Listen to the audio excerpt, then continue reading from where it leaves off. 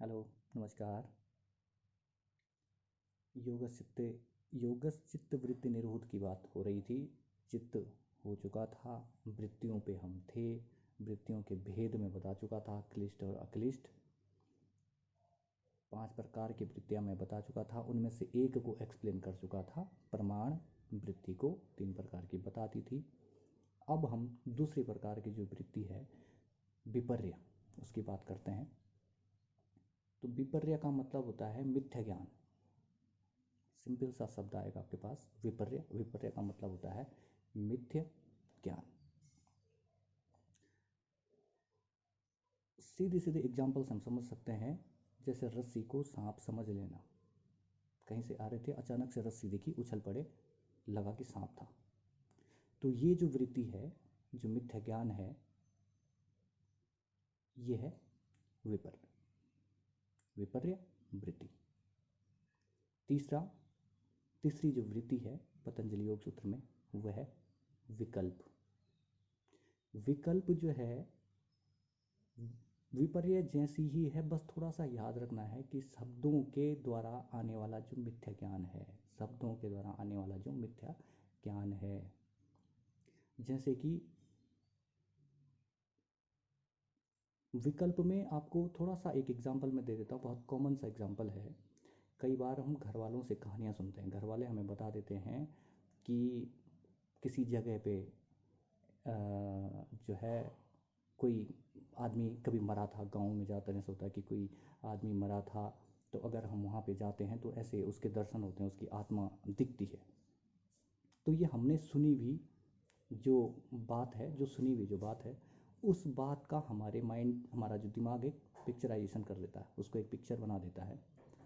तो वो पिक्चर जो है, अगर कभी हमें उस रास्ते से गुजरना हो तो वहाँ पर हमें अचानक से वो थॉट याद आता है, और उस थॉट से वो पिक्चर हमारे सामने आ जाती है, जैसे कि घर वालों ने बताया था।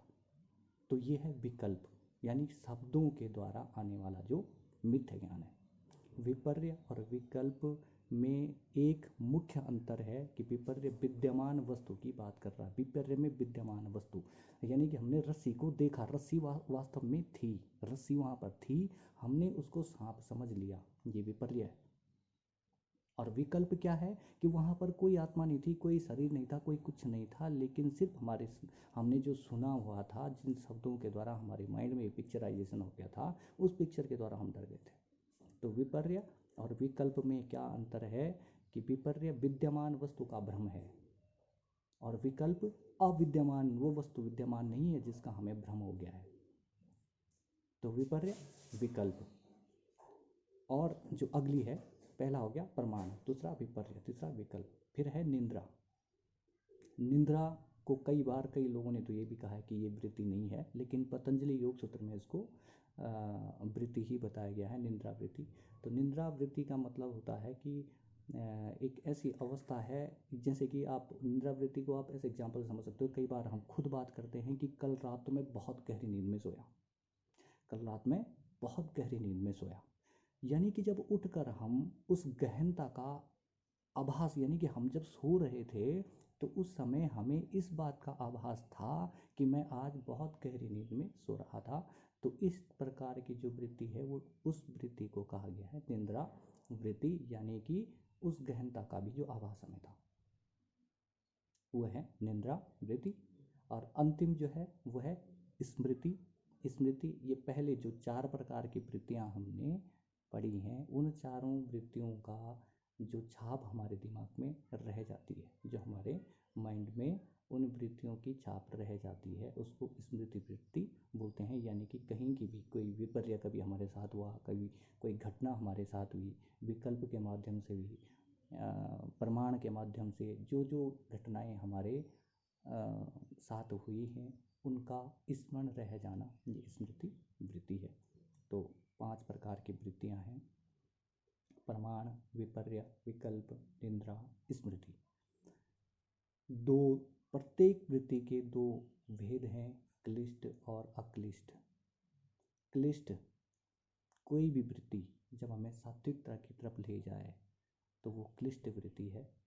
जब कोई भी वृत्ति हमको सात्विकता से दूर ले जाए या भौतिकता की तरफ ले जाए तो वो अक्लिष्ट वृत्ति है। कोई भी वृत्ति दो उसके भेद हैं और 5 प्रकार की हैं। महर्षि पतंजलि योग सूत्र में श्लोक संख्या 5 और श्लोक संख्या 6 प्रथम पाद के में इन दोनों का वर्णन हुआ है। तो योग चित्त वृत्ति निरोध में योग को समझने के लिए हमें 3 चीज़ समझनी थी। पहला चित्त, दूसरी वृत्ति और तीसरा इनका निरोध। तो चित्त हम समझ चुके हैं, सिंपल सी बात है। वृत्ति हम समझ चुके हैं, फ्लो ऑफ थॉट वृत्ति है। 5 प्रकार की प्रमाण विपर्य विकल्प निद्रा स्मृति 5 प्रकार की वृत्तियां हैं। प्रत्येक वृत्ति के 2 भेद हैं। इतना हम समझ चुके हैं।